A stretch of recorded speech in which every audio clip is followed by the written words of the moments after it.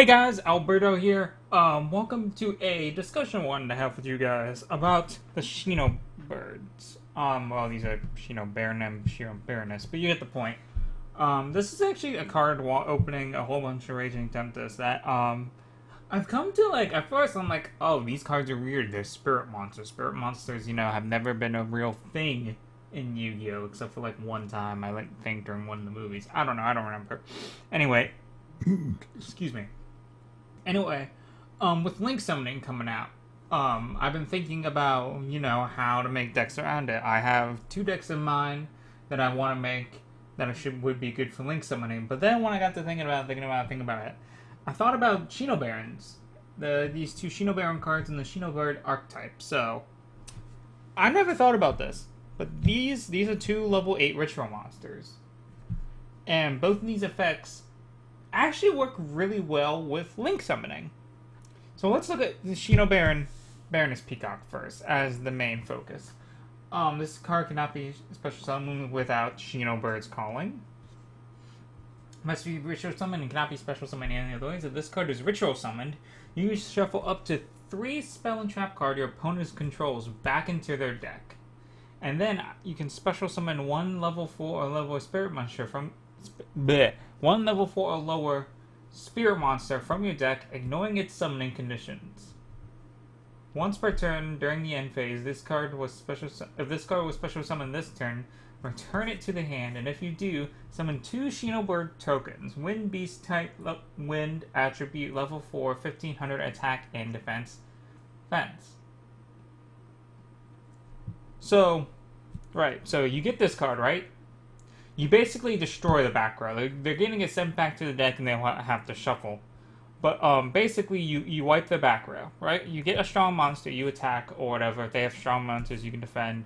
And you get another level 4 spirit monster, which, by the way, all Shinobirds are level 4 Wind attribute Winged Beast types with their own little effects. This one's not too... Shinobird Crane's not that great.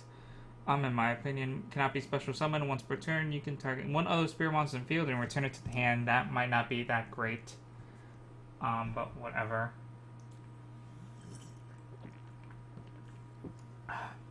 Excuse me. But, now you're open for a play, right? Let's say you write Gekid or whatever. Ever, or Lightning Vortex or whatever, and they have no field. Well, you're going to do 2,500. I'm going to do 3,500 with a Shinobird Crow as an example. No, this is Pigeon. As an example. Right? This is going to come back to your hand. And I don't want to... Does Shinobird Call... Is it able to come back from the graveyard? No, you can't bring it back from the graveyard. There's probably a card that will bring it back from the graveyard. I haven't found it yet or thought of it. But, anyway. So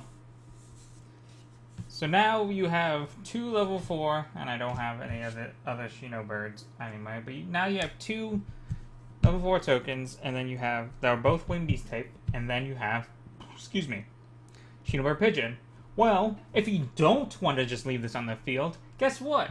You can then exceed into a Raid Raptors, which I don't have any Raid Raptors that I just started, but, because Raid Raptors require Winged Beast types. Some Raid Raptors require, I believe, Raid Raptor cards. But then you can just integrate those into this deck. Because even if you have 3 of every Shinobird, I believe that's not enough to make a deck anyway that you'll be short. So you can either put in, say, Raid Raptors, since it says Spirit Monsters. It doesn't say specifically a Shinobaron. Shinobird, you can put in like Hubwog, which is, I believe, a level 4 monster. Unfortunately, I don't think you can exceed into what's it called? I just get this back on the field. Into a Raid Raptors. But still. Now let's look at a Shinobaron Peacock. Its effect right here.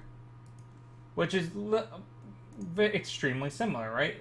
So this card cannot be special summoned without Shinobird's Calling must be ritual summoned. Blah blah blah. You can return up to 3 monster your opponent controls to the hand, and then guess what?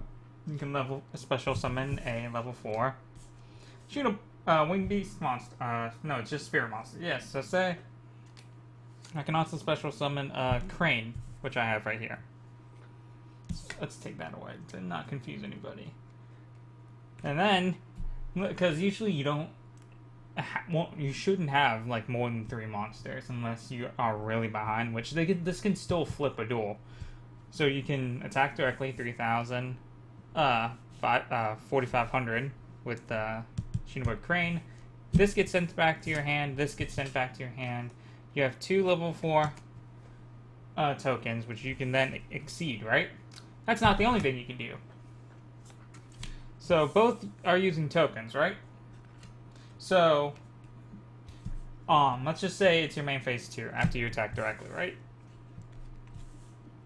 You can then link summon, right? Because now you can use, because it officially says you can use tokens. So you can use you can use those tokens if your opponent doesn't attack them, and then just send them all to the graveyard and summon a link monster. I mean, they're all blue cards. Oh, that's not a blue card. They're all blue cards, so it shouldn't really matter. So maybe they didn't. This is what I've been thinking. Maybe Shinobirds were intended to be a bridge, right? In Raging Tempest, because with this and Maximum Crisis that's coming out here in a few months, I think that we won't be that link summoning is going to be slowly coming more upon us. So we have, in Raging Tempest, we get 2 cards that can bring up tokens when they're back to my hand. Because they're Spirit Monster, they have to come back to our hand. So then we can always special summon another one, get more tokens, link summon, and then we can start exceeding from the extra deck. Or if you want Synchro, exceeding will probably be the easiest link summoning at this point, or fusion.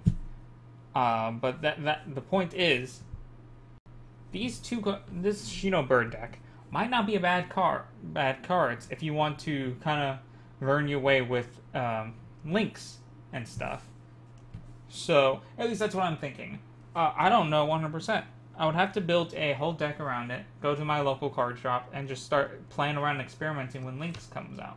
But this is my theory. This is my working little theory that Shinobirds are, and the Shinobaron archetype is supposed to help you get to link summoning easier.